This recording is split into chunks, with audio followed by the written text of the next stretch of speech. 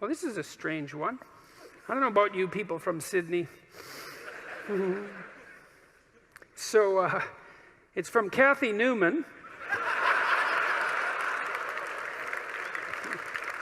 which strikes me as somewhat unlikely. And it's got 164 upvotes, so, which is quite a few upvotes. It hurt when you destroyed me on ABC. Now, I don't know if that's referring to last night or so many months ago, but I have enrolled in university to get my facts right. Yeah, well, that probably won't work.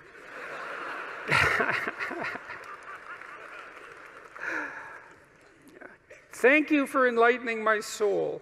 The burns are still healing. Yeah, well, it's not exactly a question. It's 4 sentences that are quite the strange combination. I would say something about the burns are still healing. You know, I mean, Nietzsche said that you could tell much about a man's character by how much truth he could tolerate, which is very interesting. You know, there's an idea in the great Western tradition that the truth is the way and the path of life, and that no one comes to the Father except through the truth. And I believe that to be the case, because I don't think that you can manifest who you are without the truth. And so I think it's literally and metaphorically truth, that the pathway to who you could be if you were completely who you were is through the truth. And I would say, and so the truth does set you free, but the problem is that it destroys everything that isn't worthy in you as it sets you free, and that's a process of burning.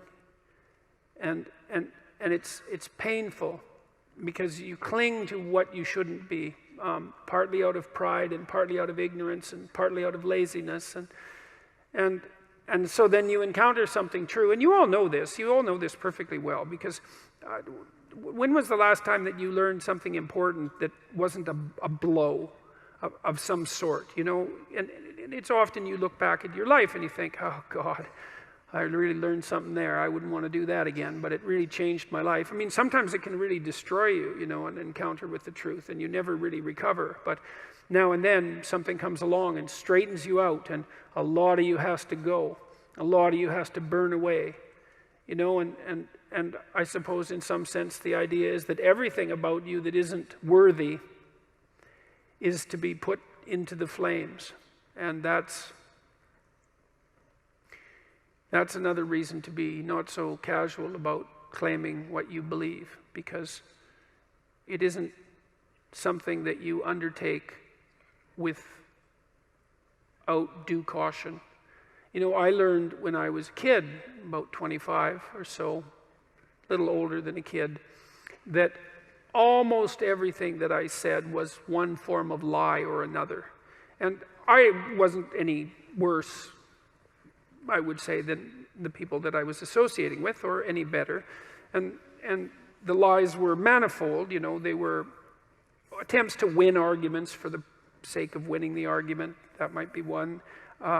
Attempts to indicate my intellectual prowess when there were competitions of that sort. Maybe just the sheer pleasure of engaging in an intellectual argument and winning.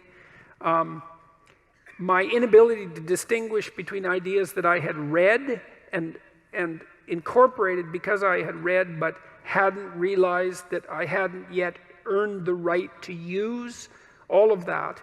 And, you know, I had this experience that lasted a long time. Well, I would say it's really never gone away.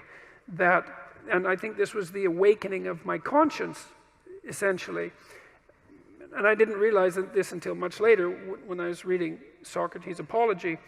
This voice, for lack of a better word, made itself manifest inside me, and it said every time I said something that wasn't true, and that's usually what it said. That's not true. You don't believe that. or there was a sensation that was associated with it. I don't think this is that uncommon, you know. I asked my psychology classes for many years in a row if they had an experience, this experience, that they had a voice in their head, let's say, it's a metaphor, or a feeling that communicated to them when they were about to do something wrong. And it was universally the case that people agreed with one of those statements or another. And the other thing I would ask is, well, do you always listen to it? And of course the answer to that was definitely no.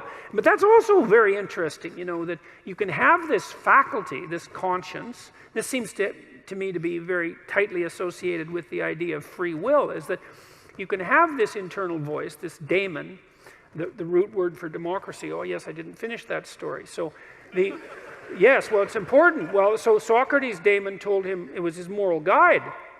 And democracy appears to be predicated on the idea that the polity will function if people attend to their consciences. That's the overlap of those conceptualizations. And well, first of all, I think that's the case, you know, and it makes a certain amount of logical sense. I mean, if we assume that the political state is something like the emergent consequence of the decisions of all its citizens, we would assume that the wiser the decisions of the citizens, the more upright and functional the state. I can't see how it could be any other way. And perhaps those who are the most upright, who listen to their consciences more carefully, even play a disproportionately powerful role. It's certainly possible. So, anyways, back to truth. Well, you know, I learned that so much of what I was doing was false. And I think I learned this. See, there's a reason that this came to me so clearly. I was trying to understand why people did terrible things.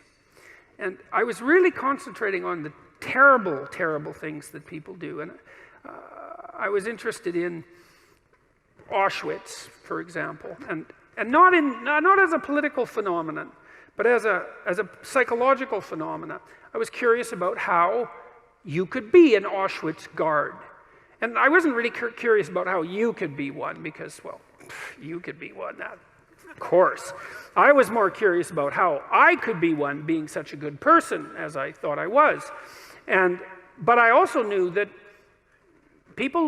many people did many terrible things during the 20th century, and the idea that I was somehow better than them, or that I should assume a priori that I was better than them, and that I wouldn't have made the same choices or worse had I been in the same situation, was a very, very, very dangerous supposition. And in fact, a sufficiently dangerous supposition to bring about the very danger that I assumed was worth avoiding. I had this idea, you know, that what had happened, especially in Nazi Germany, but also in the Soviet Union, shouldn't happen again.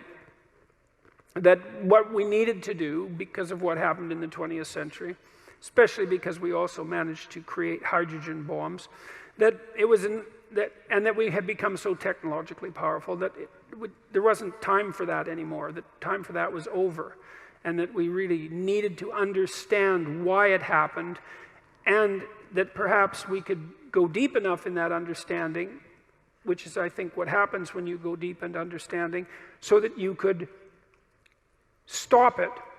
Because if you understand a problem, maybe you can solve it, you know, and at least in part, I came to believe that the problem was, as Solzhenitsyn said, that the problem is that the line between good and evil runs down every human heart.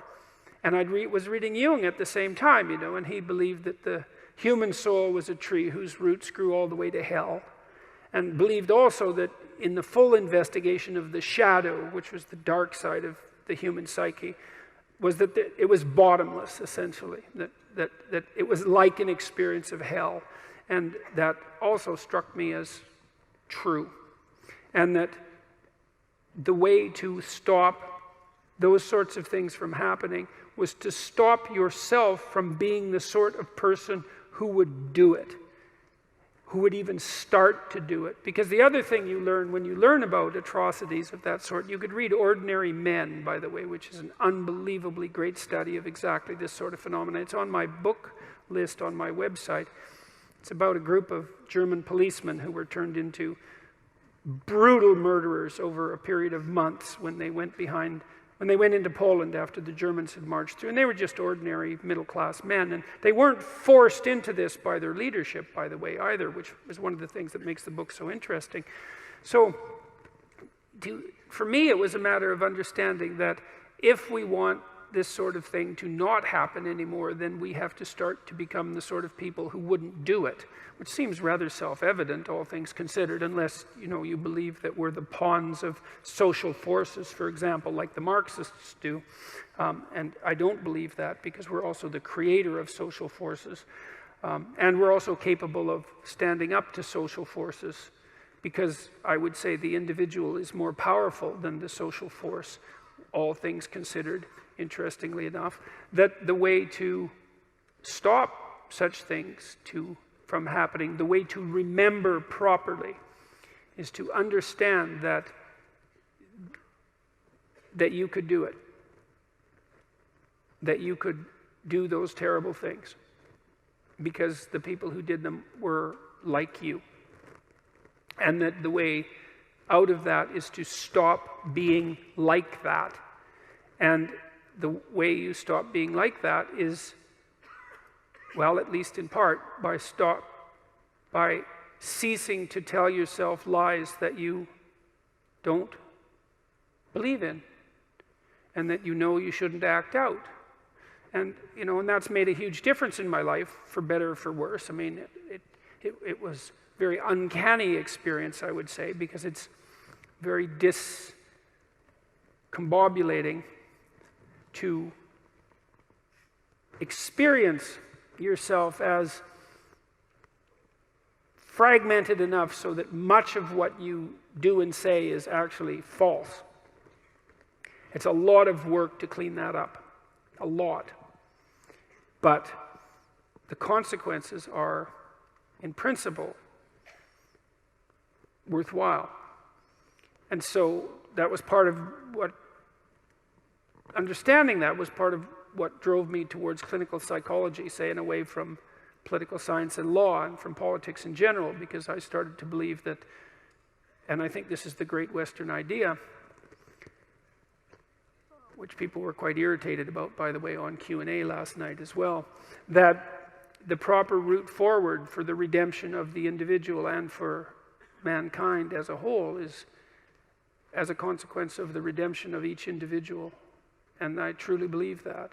And I believe that that occurs as a consequence of adherence to the truth and courage in the face of being. That's rule one, right? To stand up straight with your shoulders back, is to take on the onslaught and to enter the contentious ring and to do more than your best, because your best isn't enough, because your best isn't as good as you could be. You have to push yourself past that. And that's, as far as I can tell, where you find what you need in life. You find the meaning that sustains you in life, and you find the patterns of action that redeem the world, both at the same time. I mean, life is a very difficult business. It's fatal, and it's full of suffering, and it's full of betrayal and malevolence. There's nothing about it that's trivial. It's all profound. And in order to find your way through all of that capacity for hellish experience, let's say, you need to develop a relationship with something that's profound. And you have that capacity. And what could be more profound than the truth? And what would you rather have on your side? And you might say, well, that's obvious, and of course everyone should do that. And then you need to know why you don't. And the answer is, well, sort of encapsulated in this first amusing question. Thank you for enlightening my soul. The burns are still healing. It's like, well, there's no shortage of dead wood to burn off. And And there's no shortage of pain when the dead wood burns off. And that's what makes people afraid of the truth. You know, maybe that's why Moses encountered God in a burning bush. Who the hell knows? But there's something about that idea that seems to me to be the case. And so, what's the decision that you make? You know, you decide to believe. You know, it's a risk, an existential risk. It's an act of faith. You believe that the truth can set you free. You believe that people have an intrinsic divinity about their soul. You decide that you're going to live in that manner and that you're going to let everything about yourself that isn't worthy of that goal die. And that might be almost everything that you are. And that's a terrible thing to contemplate. The only thing that's worse, I would say, is the alternative. Because the alternative is the sorts of hells that we managed to produce around us and that we produced with particular expertise during the totalitarian regimes of the 20th century. And it would be a good thing if we decided collectively and individually not to go back there again. Thank you.